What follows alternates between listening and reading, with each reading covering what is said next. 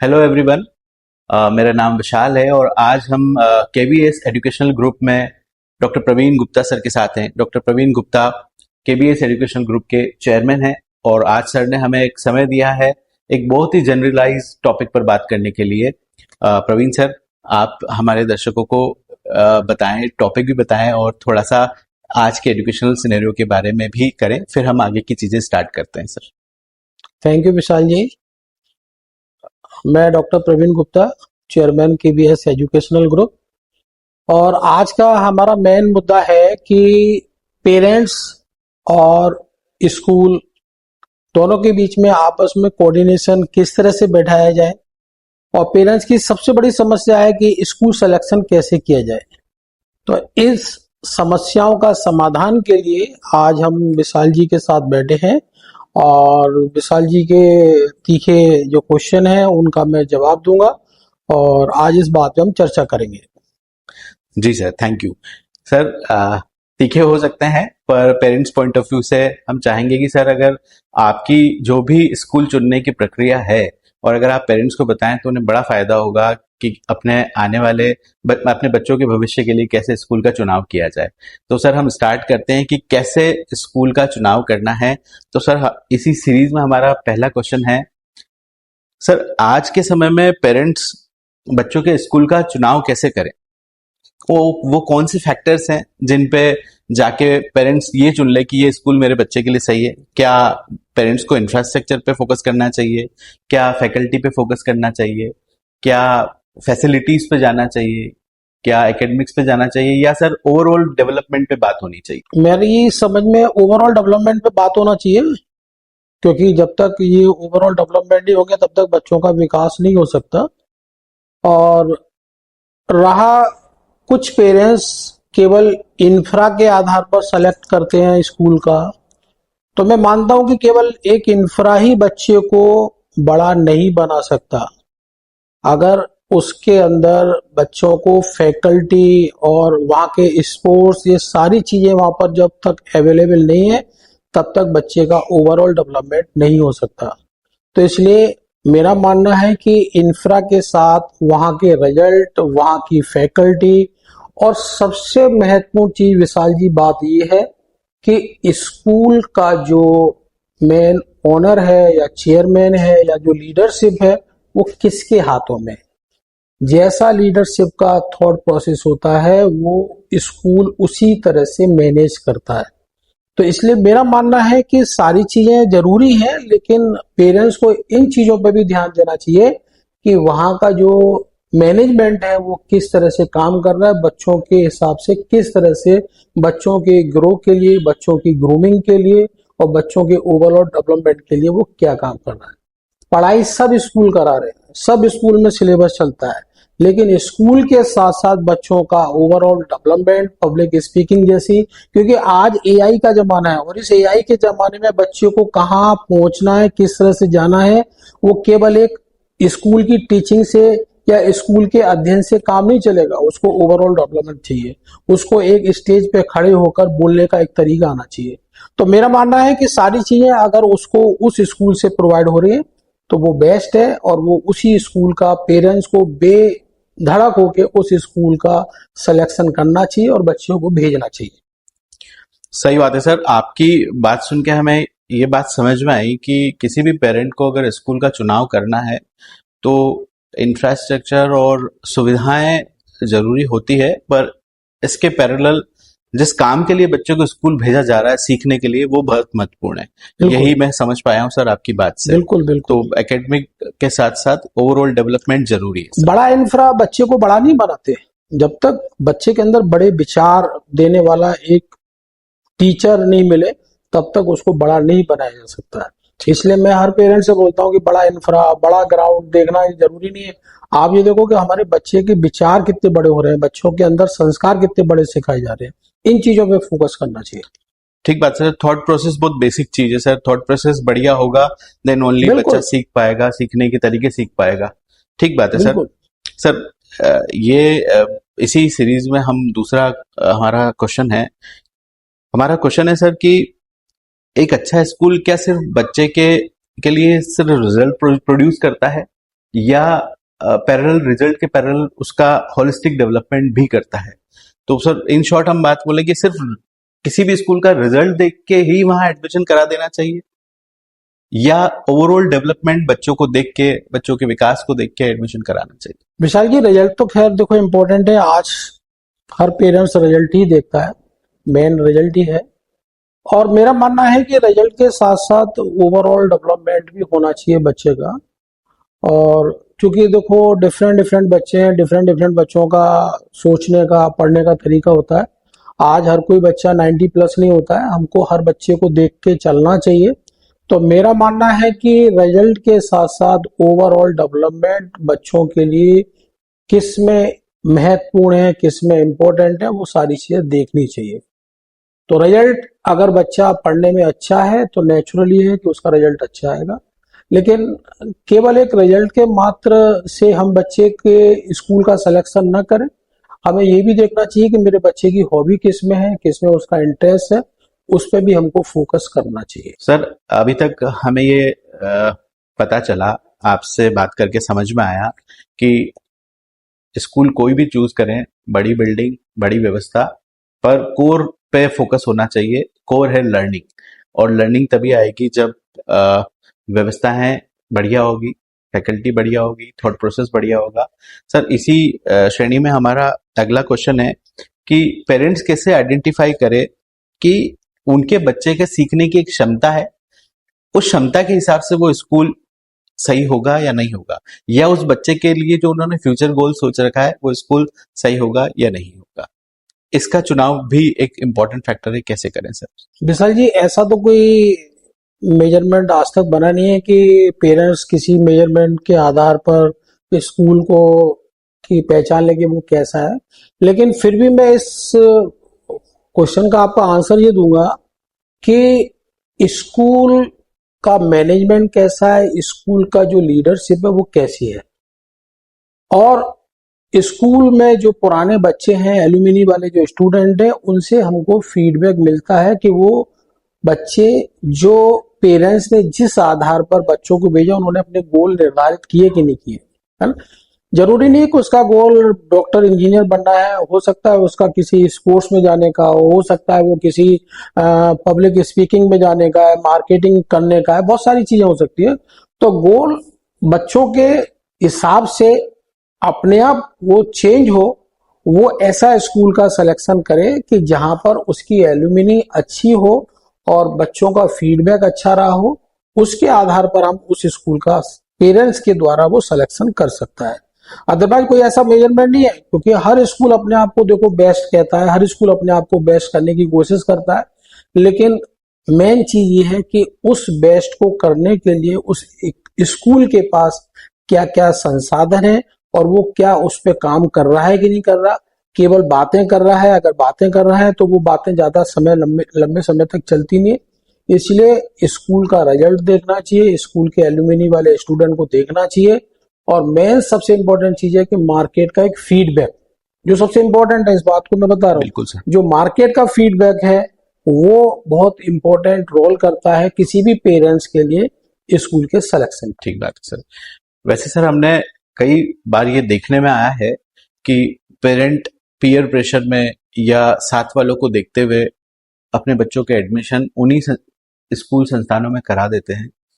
कई बार बच्चे के पिछड़ने का कारण भी यही हो जाता है कि बच्चे की गति तो कम है सीखने की, पर वहां पे स्पीड ज्यादा है सिखाने की। तो आपके बताए अनुसार अगर पेरेंट चले और अपने बच्चे की लर्निंग कैपेसिटी जानते हुए अगर एडमिशन करवाया जाए, तो बच्चा पूरा लाइफ टाइम ओवरऑल डेवलपमेंट में आगे बढ़ता रहेगा और मोटिवेटेड भी रहेगा कि वो सीख रहा है। अदरवाइज अगर गलत कॉम्बिनेशन सेलेक्ट हो गया तो भी इशू में रहेगा बच्चा। तो सर आपकी बात से हम ये समझ पाए कि खुद से कैपेसिटी मापना, समझना और राइट स्कूल का चयन करना, और एक फीडबैक जो आपने बताया सर कि मार्केट फीडबैक बड़ा इंपॉर्टेंट होता है, बहुत क्योंकि इंपॉर्टेंट। इतने सालों से जो स्कूल करता आ रहा है, लोग उसके बारे में जानते हैं, बात करते हैं। एल्यूमिनाई फैक्टर होता है, एक बेहतरीन फैक्टर होता है जिससे पता भी चलता है सर। सर बहुत बढ़िया है सर ये बात। सर इसके बाद हमारा एक क्वेश्चन है सर, आज जब आपने बताया कि एआई का समय है, डिजिटल का टाइम है सर, छोटे छोटे बच्चे कोविड के बाद से तो स्पेशली मोबाइल पे पढ़ने लगे हैं, डिजिटल क्लासरूम लेने लगे हैं, तो सर बच्चे यूज टू हो गए हैं डिजिटल लर्निंग को लेके भी, और क्लासरूम लर्निंग भी इंपॉर्टेंट है क्योंकि स्कूल भी आना होता है। तो सर हम ये जानना चाहते थे कि डिजिटल लर्निंग और क्लासरूम लर्निंग में बच्चे बैलेंस कैसे बनाएं, या पेरेंट भी कैसे इस बैलेंस को बना के चले। दोनों आजकल इम्पोर्टेंट है, डिजिटल भी इम्पोर्टेंट है और स्कूल की एजुकेशन भी इम्पोर्टेंट है। तो सबसे पहले तो हमको ये चीज देखना चाहिए कि हम जिस स्कूल में बच्चों को भेज रहे हैं उसका डिजिटल कॉन्सेप्ट कैसा है, क्योंकि आज के समय के हिसाब से अगर स्कूल वही पुराने पैटर्न पे चल रहा है, वही ब्लैक बोर्ड पे पढ़ाना और वही पेपर लेना, तो वो आज के समय में स्टूडेंट इतना ज्यादा सरवाइव नहीं कर सकता आगे इस कंपटीशन के माहौल में। तो डिजिटल कॉन्सेप्ट भी बहुत जरूरी है, क्योंकि आजकल बच्चा जो है बहुत स्मार्ट हो गया। केवल एक स्कूल की टीचिंग से वो सारी चीजें नहीं सीख सकता, क्योंकि आज अगर बच्चा स्कूल में पढ़ने आ रहा है तो इसका मतलब है कि वो सबसे पहले सारी चीजें ज्ञान लेके पहले ही आ रहा है, और वो ज्ञान कहाँ से लेके आ रहा है, सब डिजिटल कॉन्सेप्ट से लेके आ रहा है। तो इसलिए हमको ऐसे स्कूल का सिलेक्शन करना चाहिए जहां पर एजुकेशन, स्कूल एजुकेशन के साथ साथ एक डिजिटल उसका प्लेटफॉर्म भी स्ट्रांग हो। अगर उसका डिजिटल प्लेटफॉर्म स्ट्रांग है तो वो बच्चा दूसरी चीजों को तुरंत एडॉप्ट करता है। आज देखो, आज बच्चे को अगर आप चाहे यूट्यूब हो चाहे किसी भी उस पे हो, वो वहां से जल्दी सीख रहा है बजाय क्लासरूम के। तो इसलिए हमको अपना प्लेटफॉर्म, लर्निंग प्लेटफॉर्म भी हमको एक ऐसा क्रिएट करना चाहिए जिसमें बच्चा अपने डिजिटल कॉन्सेप्ट के आधार पर वो जल्दी सीखे। और चूंकि डिजिटल पे अगर सीखेगा तो वो बहुत सारी चीजें ऐसी भी सीख सकता है, हो सकता है कि वो शायद उसको स्कूल में नहीं बताई गई हो। लेकिन मैं मानता हूं कि इसका ड्रॉबैक भी बहुत है, लेकिन उसमें पेरेंट्स को ध्यान देना चाहिए कि वो बच्चा सही चीजें उस डिजिटल उससे सीख रहा है कि नहीं सीख रहा। क्योंकि कई ऐसे भी हादसे हो रहे हैं आजकल कि डिजिटल प्लेटफॉर्म के नाम से वो और कुछ गलत चीजों को सीख रहा है। तो ऐसा नहीं होना चाहिए। इसमें देखो, पेरेंट्स की अवेयरनेस बहुत ज्यादा है। अगर पेरेंट्स अवेयर है तो वो बच्चा निश्चित ही है कि डिजिटल प्लेटफॉर्म के माध्यम से बहुत कुछ अच्छा सीखेगा। तो मेरा मानना है कि स्कूल ऐसा सेलेक्ट करें जिसका एजुकेशन सिस्टम स्कूल के साथ साथ डिजिटल कॉन्सेप्ट में भी बहुत अच्छा स्ट्रांग होना चाहिए। ठीक बात है सर। सर हमने कुछ सालों पहले देखा भी था कि विजुअल एजुकेशन आया था, और विजुअल एजुकेशन के प्रयोग से कई चीजें बच्चों को बड़ी जल्दी याद रहने लगी थी, बिल्कुल और बिल्कुल उनकी लॉन्ग टर्म मेमोरी में सेटल डाउन होने वाली चीजें थी। बच्चा देखता था और उसको सीख लेता था, और उसको रटने की जरूरत नहीं पड़ती थी। और वो कॉन्सेप्ट अब डिजिटल एजुकेशन में कन्वर्ट हो गया है। और डिजिटल एजुकेशन आपने बताया कि बैलेंसिंग वे में डिजिटल एजुकेशन बहुत जरूरी है, साथ साथ क्लासरूम लर्निंग के भी। सर हमारा आज की पॉडकास्ट में सिर्फ एक आखिरी क्वेश्चन है सर, वो ये है कि उन पेरेंट्स के लिए आप क्या एडवाइस देना चाहेंगे जो अपने बच्चों के लिए राइट एजुकेशन और राइट स्कूल चूज करने की प्रोसेस में हैं अभी। तो राइट एजुकेशन और राइट स्कूल दोनों ही अपने आप में पैरेलल रास्ते हैं। स्कूल का चुनाव तो सर आपने हमें बताया है, राइट एजुकेशन वर्टिकल कैसे पिक किया जाए सर? विशाल जी, राइट एजुकेशन का मतलब है कि स्कूल में एजुकेशन प्रॉपर होना चाहिए। जी। कई स्कूल, मैं नाम नहीं ले रहा और मैं ऐसा नहीं कह रहा कि कई स्कूल, हो सकता है सब स्कूल अच्छे हैं, लेकिन कई स्कूल क्या है कि एजुकेशन के नाम पर केवल क्या कर रहे हैं, बस बच्चों को अपने स्कूल में बुला रहे हैं। और विशाल जी, फैक्ट बात यह है कि आज 90% स्कूल का जो बच्चा है वो बाहर कोचिंग में अलग टाइम पे ले रहा है। केवल 10% बच्चा ऐसा है जो हो सकता है कि किसी मजबूरी के कारण, या हो सकता है कि अपने सेल्फ कॉन्फिडेंस के कारण, या ब्रिलियंट है इसलिए वो कोचिंग नहीं ले रहा। लेकिन 90% बच्चा मॉर्निंग में स्कूल आता है, इवनिंग में कोचिंग जाता है। मैं इस एजुकेशन सिस्टम को बहुत बदलना चाहता हूँ। एक SIP होता है, स्कूल इंटीग्रेटेड प्रोग्राम, जिसमें स्कूल और कोचिंग दोनों का कॉन्सेप्ट होता है। अब उस कॉन्सेप्ट में होता क्या है कि स्कूल को, बच्चे को कोचिंग के हिसाब से, कोचिंग के पैटर्न पर उसको स्टडी देनी होती है। तो अगर ये पैटर्न स्कूल वाला एडॉप्ट करता है तो मैं गारंटी से कह रहा हूं कि पेरेंट्स का पैसा भी बचेगा, स्टूडेंट का टाइम भी बचेगा। लेकिन आजकल क्या है, आज एक फैशन हो गया है कि भाई शाम को बच्चे को घूमने निकलना है। और मैं 100% आपको बोलता हूं कि स्कूल और कोचिंग के बीच का जो रास्ता होता है ना, इसी रास्ते में बच्चा जो है वो गलत चीजों को सीखता है। कोई भी स्कूल वाला बच्चे को गलत चीज नहीं सिखाता, कोई भी कोचिंग वाला बच्चे को गलत चीज नहीं सिखाता, लेकिन जो बीच का जो टाइम है जिसमें दूसरे बच्चों से मिलता है या दूसरे अदर कम्युनिटी से मिलता है या अदर लोगों से मिलता है, वहां पर वो गलत चीजों को सीखता है और गलत काम करता है। इसलिए अगर ये कॉन्सेप्ट ऐसा बन जाए कि हाँ बच्चा स्कूल में ही आके, स्कूल और कोचिंग, भाई पढ़ना तो स्कूल में वही कोर्स है उसको जो शाम को कोचिंग में पढ़ रहा है, जी। तो हम क्यों ना अपने स्कूल को अपडेट करें, स्कूल को अपडेट करके स्कूल की एजुकेशन को थोड़ा हायर बनाए। और स्कूल की एजुकेशन को अगर हम हायर बनाते हैं तो मैं गारंटी से कहता हूँ पेरेंट्स का पैसा बचेगा, पेरेंट्स का पैसा बचेगा, बच्चे का टाइम बचेगा, और 100% मैं कह रहा हूँ कि बच्चे का रिजल्ट भी बहुत अच्छा बनेगा। बहुत अच्छा बनेगा। तो आज इस चीजों पे ध्यान देने की जरूरत है। और चूंकि जब तक ये पैटर्न इस तरह का ना हो जाए कि 10% बच्चा केवल कोचिंग जाए, 90% इस कोचिंग और स्कूल की स्टडी दोनों से वो वहां पर अपने आप के रिजल्ट को बनाए अच्छा, तो ऐसा होना चाहिए। ठीक तो बात। कहीं ना कहीं उस पेरेंट्स में, अगर एज ए पेरेंट्स की मैं बात करूं तो मैं उस पेरेंट्स की प्रॉब्लम को क्यों ना समझूं जो स्कूल में भी फीस दे रहा है, जो शाम को कोचिंग में भी फीस दे रहा है, उसके बाद भी उसका रिजल्ट नहीं बन रहा है। पेरेंट्स की पीड़ा क्या, आप समझो उस चीज को। अगर हम उस चीज को केवल स्कूल के माध्यम से, क्योंकि स्कूल बच्चे के लिए कंपलसरी है, स्कूल आना कंपलसरी है, क्योंकि बिना स्कूल के वो आगे की क्लास पास नहीं कर सकता। कई बार पेरेंट्स आते मेरे पास, कहते हैं कि डमी एडमिशन। क्या डमी एडमिशन? आप स्कूल की एजुकेशन को सबसे पहले प्रायोरिटी दो ना। हाँ, ऐसा स्कूल जहां पर एजुकेशन ही नहीं हो रही है वहां आप बोल सकते हो, वहां बोलना क्या, वहां से आप बच्चे को उठाओ दूसरी जगह पहुंचाओ बच्चे को। तो उस पेरेंट्स की पीड़ा को आप समझो कि वो पेरेंट्स कितना पैसा खर्च कर रहा है अपने बच्चे की स्टडी पर, कि सुबह वो स्कूल की फीस जमा करा रहा है, शाम को कोचिंग की फीस जमा करा रहा है, उसके बाद उसका कन्वेंस चार्ज लग रहा है, सुबह कन्वेंस चार्ज अलग, शाम को कन्वेंस चार्ज अलग, तो सारी चीजें अलग अलग है। तो ऐसा नहीं होना चाहिए। तो पेरेंट्स की पीड़ा को समझते हुए एक ऐसा एजुकेशन सिस्टम बनना चाहिए जिसमें स्कूल की पढ़ाई को ऐसा बनाया जाए जो स्कूल भी पढ़े और कोचिंग की पढ़ाई। सर, हमारा जो लास्ट वाला क्वेश्चन था वो और डेप्थ में जाना चाहिए, मुझे ऐसा लगता है, क्योंकि आपने एक बहुत इंपॉर्टेंट फैक्टर पे बात करी है कि पेरेंट्स की तकलीफ कोई नहीं समझ पाता, पेरेंट किस परेशानी में है।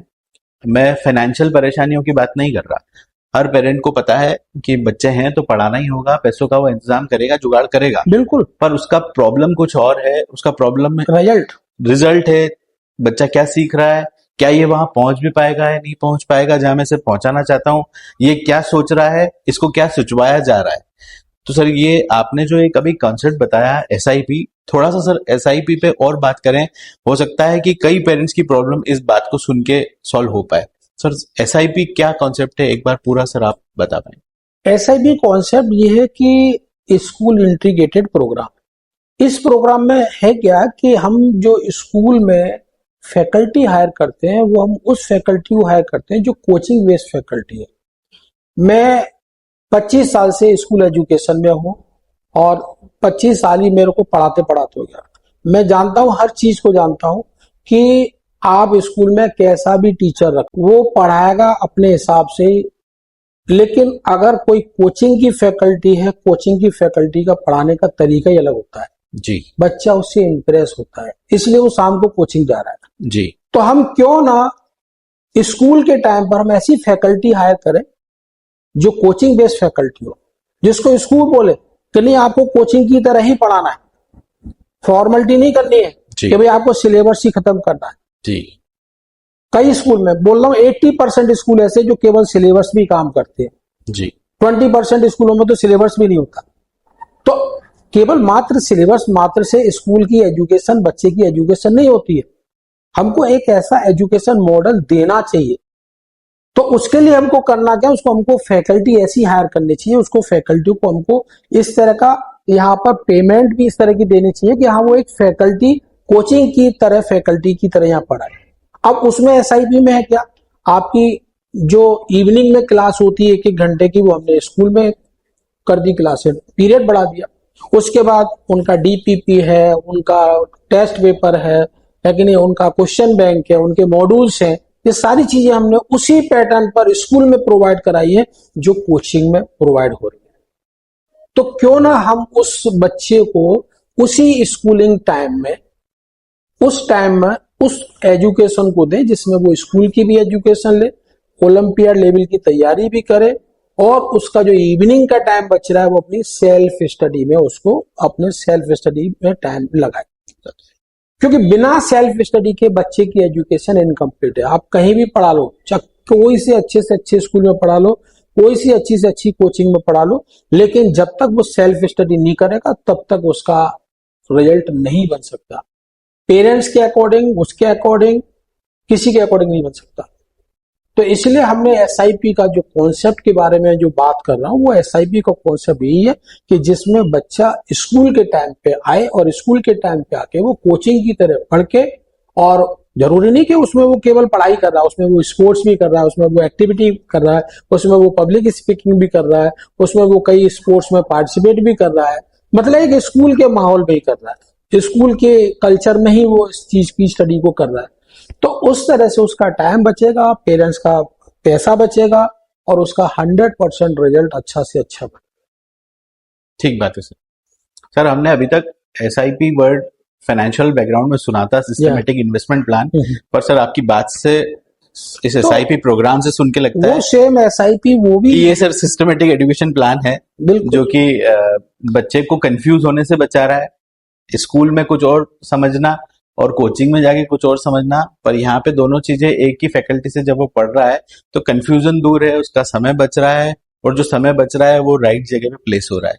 इस पर्टिकुलर इस छोटे से कॉन्सेप्ट से पेरेंट भी बिल्कुल हैप्पी मोड में है कि बच्चा एक ही जगह जाके सारी व्यवस्था देख रहा है, सारी पढ़ाई कर रहा है, उनका पैसा भी बच रहा है और बच्चे का एफर्ट भी बच रहा है, और एफर्ट राइट जगह लग रहा है। सर बिल्कुल सर ये एसआईपी प्रोग्राम तो लोगों तक पहुंचना चाहिए, बिल्कुल पहुंचना चाहिए, और पेरेंट्स को इसके लिए अवेयर होना चाहिए, है कि नहीं। टाइम थोड़ा सा जरूर बढ़ता है एसआईपी में, और वो टाइम बढ़ने का मतलब ये नहीं है कि हम केवल बच्चे को बैठा रहे हैं।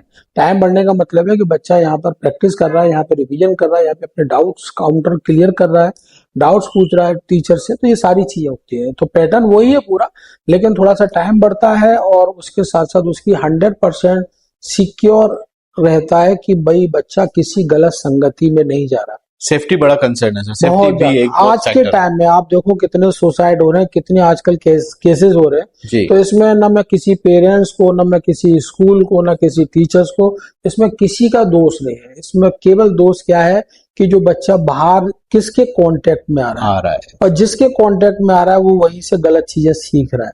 सही बात है सर, ये बढ़िया फैक्टर है तो कि वो चीजें पेरेंट्स को समझनी चाहिए, और जब पेरेंट्स समझेगा और नहीं समझेगा तो वो लेट होगा तो वो बच्चा उसके हाथ से निकलेगा। तो इसलिए पेरेंट्स को थोड़ा समझ के इन चीजों को, और बच्चों को थोड़ा सा समझा के इन चीजों को एडॉप्ट करनी चाहिए। ठीक बात है सर। इस पूरे सवालात के दौरान हम ये समझ पाए कि राइट स्कूल वो है जो समय के अनुरूप अपने सिस्टम में चेंजेस करता हुआ चले, और समय की क्या डिमांड है, बच्चे की क्या रिक्वायरमेंट है, उसको किस तरीके से पढ़ाना है, इन सारी बातों को समझते हुए अपने सिस्टम को अपडेट करके जो सिस्टम चल रहा है वो ही राइट स्कूल है सर। विशाल जी एक बात मैं बताऊं, जो समय के साथ नहीं अपने आप को चेंज करेगा, समय उसको चेंज कर देगा। ये बिल्कुल। आज समय की डिमांड क्या है, आज स्कूल में क्या क्या चीजें चाहिए, क्या क्या डिमांड है, बच्चों को कैसी एजुकेशन चाहिए। आज बच्चा केवल क्लास टीचिंग करने नहीं आ रहा। अगर केवल क्लास टीचिंग कर रहा है तो मैं कह रहा हूं कि बच्चा 1 साल 2 साल स्कूल रुकेगा, चेंज करेगा। इसलिए हमको ऐसे स्कूल के माहौल को बनाना पड़ेगा जो आज समय की डिमांड है। और समय की डिमांड है, स्कूल का एकेडमिक पार्ट स्ट्रॉन्ग होना चाहिए, स्कूल में स्पोर्ट्स एक्टिविटी होनी चाहिए, पब्लिक स्पीकिंग होनी चाहिए, बच्चे का ओवरऑल डेवलपमेंट होना चाहिए।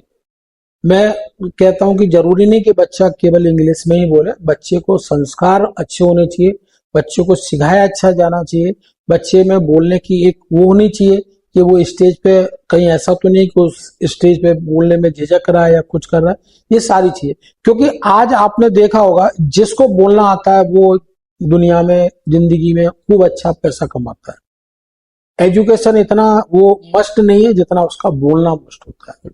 तो वो Communication सारी की। चीजें स्कूलिंग में ही सीखता है। और एक इम्पोर्टेंट चीज है कि सीखने की जो एज है बच्चे की, वो 14-15 तक ही सीखता है।